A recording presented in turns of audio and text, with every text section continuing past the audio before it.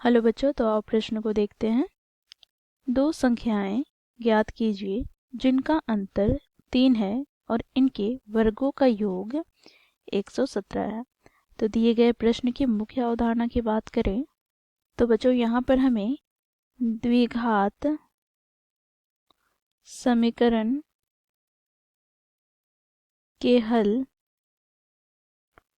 ज्ञात करने हैं। तो बच्चों देखो, इसके लिए हम गुणनखंड विधि का प्रयोग करेंगे। तो द्विघात समीकरण के मानक रूप की बात करें तो a गुनी एक्स स्क्वायर प्लस बी गुनी एक्स प्लस सी बराबर 0 है, जहाँ पर a 0 के बराबर नहीं होता है। यहाँ पर बच्चों इसका हल ज्ञात करने के लिए हम गुणनखंड विधि का प्रयोग करेंगे। तो गुणनखंड विधि में हम क्या करते हैं, तो मध्य वाले पद को तोड़कर लिखते हैं। तो कैसे, तो देखो यहाँ पर a एक्स स्क्वायर प्लस बच्चों देखो b को हमें तोड़कर लिखना है, तो इसके लिए हम एक्स स्क्वायर का गुणांक अर्थात a तथा अचर पद अर्थात c का हम गुना करेंगे। बच्चों देखो इसके गुणनफल हमें ac प्राप्त हो गए।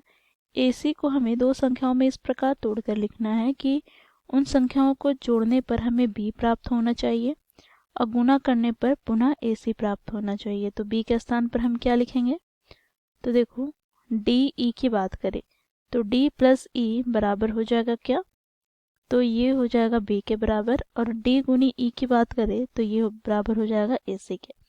तो यहाँ पर b के स्थान पर हम लिखेंगे d प्लस e गुना में x प्लस c बराबर हो जाएगा 0। तो इन मुख्य अवधारणा की सहायता से बच्चों हम दिए गए प्रश्न को हल करते हैं। बच्चों प्रश्न में हमें दो संख्याएं ज्ञात करने हैं जिनका अंतर 3 है। तो यहाँ पर हम मान लेते हैं, माना प्रथम संख्या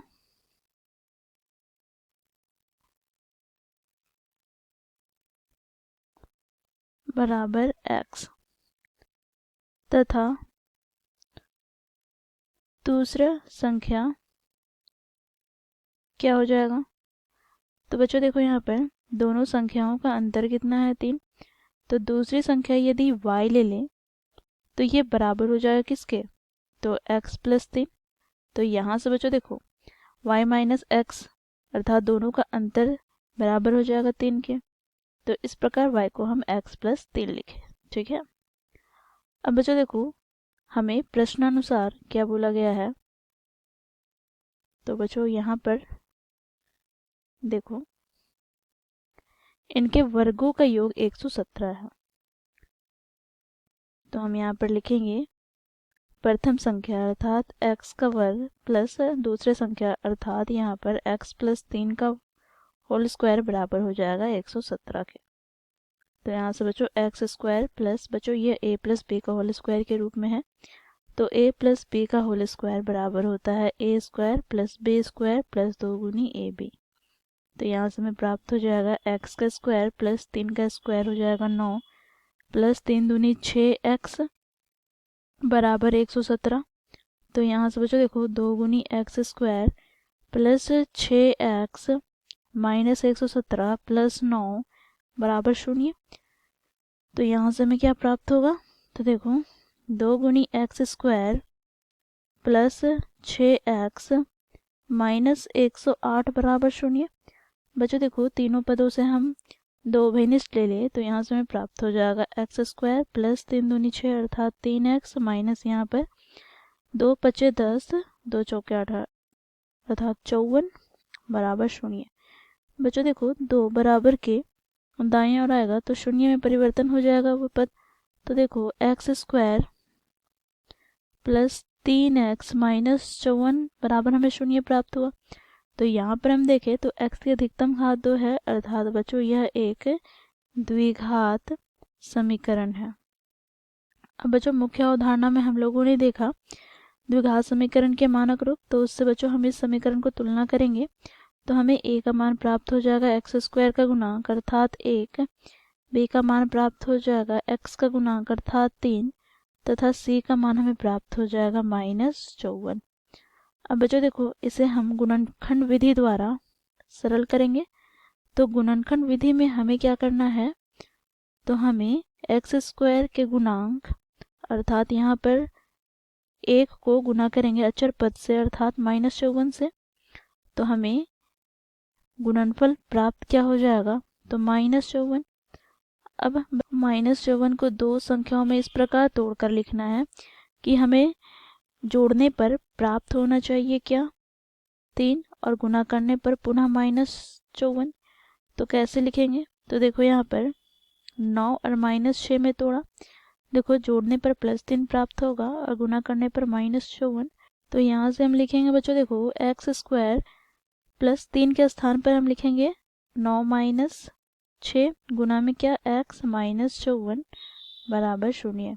बच्चों इसे हम सरल कर लेते हैं, तो एक्स स्क्वायर कोष्टक खोलेंगे तो 9x - 6x - 54 बराबर 0। बच्चों देखो इन दोनों पदों से हम x उभयनिष्ठ निकालते हैं तो x + 9 हो जाएगा। इन दोनों पदों से हम -6 उभयनिष्ठ निकालते हैं तो x + 9 बराबर 0। दोनों पदों से बच्चों हम x + 9 उभयनिष्ठ निकालेंगे तो यहाँ से हमें प्राप्त हो जाएगा x - 6 बराबर 0। तो देखो या तो बच्चों हम x + 9 को 0 के बराबर रखेंगे या फिर बच्चों x - 6 को 0 के बराबर रखेंगे। तो यहाँ से हमें x के दो मान प्राप्त होंगे, पहला -9 और दूसरा x का मान हमें प्राप्त हो जाएगा +6। ठीक है, अब बच्चों हमें संख्याएं ज्ञात करनी थी, तो यहाँ से बच्चों हम लिखेंगे अतः प्रथम संख्या जब हम x -9 लेते हैं तो दूसरी संख्या हमें क्या प्राप्त होगी। तो बच्चों देखो यहाँ पर x + 3 अर्थात -9 + 3 अर्थात -6। इसी प्रकार बच्चों देखो जब हम प्रथम संख्या 6 ले लें तो दूसरी संख्या यहाँ से हमें क्या प्राप्त होगी। तो देखो यहाँ पर x + 3 अर्थात 6 + 3 अर्थात +9। तो बच्चों ये हो जाएगा हमारा दिए गए प्रश्न का उत्तर। आशा करती हूँ आप लोगों को यह प्रश्न समझ में आया होगा। धन्यवाद।